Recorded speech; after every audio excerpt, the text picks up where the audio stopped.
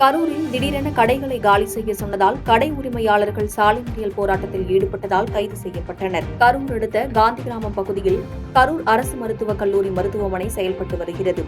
மருத்துவக் கல்லூரி மருத்துவமனை வாயிலில் மாநகராட்சிக்கு சொந்தமான இடத்தில் சிறு வியாபாரிகள் கடைகளை நடத்தி வருகின்றனர்.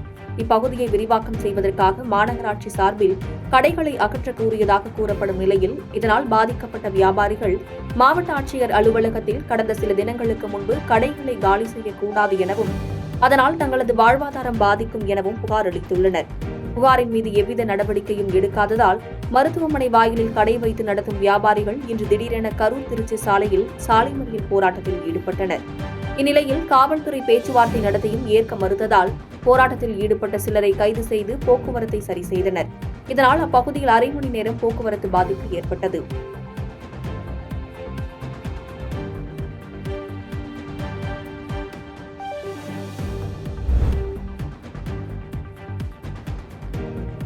திருவாரூர் மாவட்டத்தில் ரேஷன் கடைகளில் அத்தியாவசிய பொருட்கள் வழங்கப்படவில்லை என பொதுமக்கள் குற்றச்சாட்டு வைத்துள்ளனர். திருவாரூர் மாவட்டத்தில் மொத்தம் 742 ரேஷன் கடைகள் இயங்கி வருகிறது. 3,91,136 குடும்ப அட்டைகள் உள்ளன. குறிப்பாக திருவாரூர் மாவட்ட ரேஷன் கடைகளுக்கு சிறப்பு பொது விநியோக திட்டத்தின் கீழ் குறைந்த விலையில் மாதத்திற்கு 3,20,000க்கும் மேற்பட்ட பாமாயில் எண்ணெய் பாக்கெட்டுகளும் 2,94,000 கிலோ துவரம் பருப்பும் அனுப்பப்பட்டு வருகிறது.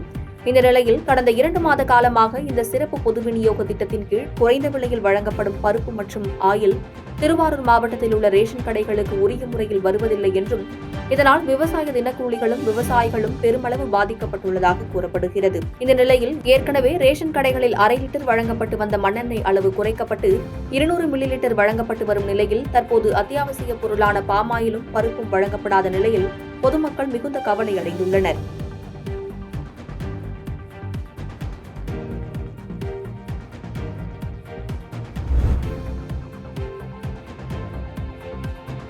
கன்னியாகுமரி மாவட்டத்தில் பிரபல ஹோட்டலில் மாட்டு இறைச்சியில் பள்ளி இருந்ததாக புகாரின் அடிப்படையில் காவல்துறையினர் விசாரணை மேற்கொண்டு வருகின்றனர். கன்னியாகுமரி மாவட்டம் மார்த்தாண்டம் பகுதியைச் சேர்ந்தவர் அய்யூப் கான். இவர் அதே பகுதியில் ஹோட்டல் நடத்தி வருகிறார். இங்கு தினமும் ஏராளமான மக்கள் சாப்பிட வரும் நிலையில் பழுவல் காவல் நிலையத்தில் சிறப்பு உதவி ஆய்வாளராக பணிபுரிந்த புவனேந்திரன் தனது மகனிடம் மாட்டு இறைச்சி வாங்கி வர கூறியுள்ளார். பின்னர் சாப்பிட பார்சலை பிரித்து பார்த்தபோது அதில் இறைச்சியுடன் வால் முறிந்த நிலையில் இறந்த பள்ளி இருந்ததை கண்டு அதிர்ச்சியடைந்தனர். உடனே இறைச்சியுடன் மார்த்தாண்டம் காவல் நிலையத்தில் ரோஹித் புகார் அளித்துள்ளார். உடனே உணவு பாதுகாப்பு துறைக்கு தகவல் அளித்த நிலையில் அவர்கள் இறைச்சியை பரிசோதனை செய்தனர். தொடர்ந்து இதுகுறித்து மார்த்தாண்டம் காவல் நிலைய போலீசார் விசாரணை மேற்கொண்டு வருகின்றனர்.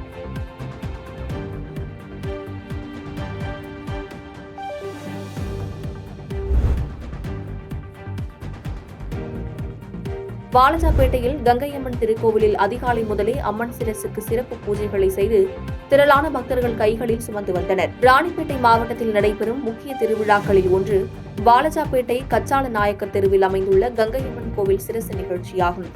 இந்நிலையில் 95ஆம் ஆண்டு திருவிழாவை முன்னிட்டு கடந்த மாதம் 16ஆம் தேதி காப்பு கட்டும் நிகழ்ச்சியுடன் தொடங்கிய திருவிழாவில் முக்கிய நிகழ்ச்சியான அம்மன் சிரசு ஊர்வலம் இன்று அதிகாலை நடைபெற்றது.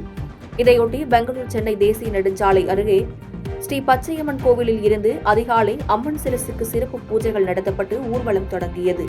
இதில் அம்மனை ஏராளமான பக்தர்கள் கைகளில் சுமந்தபடி ஊர்வலமாக வந்தனர். பின்னர் அம்மன் சிரசுக்கு சிறப்பு பூஜைகள் செய்து மகா தீபாராதனை காண்பிக்கப்பட்டது. இதில் திரளான பக்தர்கள் கலந்து கொண்டனர்.